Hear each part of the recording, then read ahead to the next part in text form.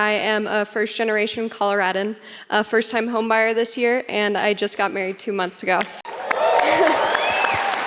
My question for you is, within your family, how do you make conscious, healthy decisions with our food system being as bad as it is? Also, what has to take place in order for America to turn around their overall health issues?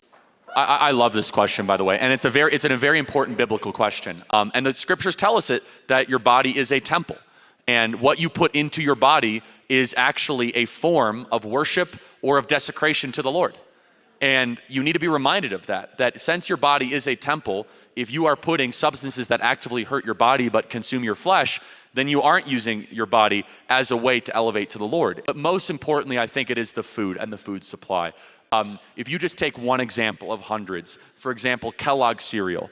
Kellogg's cereal in America, if you put up Kellogg's cereal versus Canadian cereal, Kellogg's cereal in America is colored with blue dye 22 and xanthan gum and red dye 84, which is illegal and forbidden in Canadian cereal. And these ingredients have been shown to increase likelihood of autism, behavioral disorder issues, attention deficit disorder issues, and yes, obesity. This is so bad, everybody. We are actively poisoning our youth. What Donald Trump will do is he will send Bobby Kennedy in like a heat-seeking missile into the FDA and the CDC,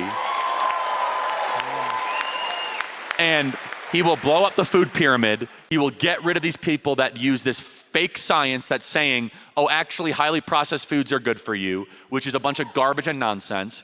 We will promote from the top down a whole food diet where it's not heavy on rice and grains and potatoes and elevates lean proteins and healthy fats, which literally is what helps create brain material. Raw brain material literally comes from healthy fats. We've demonized fats, even though fats are what's the most necessary thing for you to live. There are 3 types of food: proteins, fats, and carbohydrates. Only one of those you do not need, 2 of those you do. Proteins and fats you need to live. You don't need carbohydrates. The one thing you don't need to live is the one that we elevate more than anything else in this country.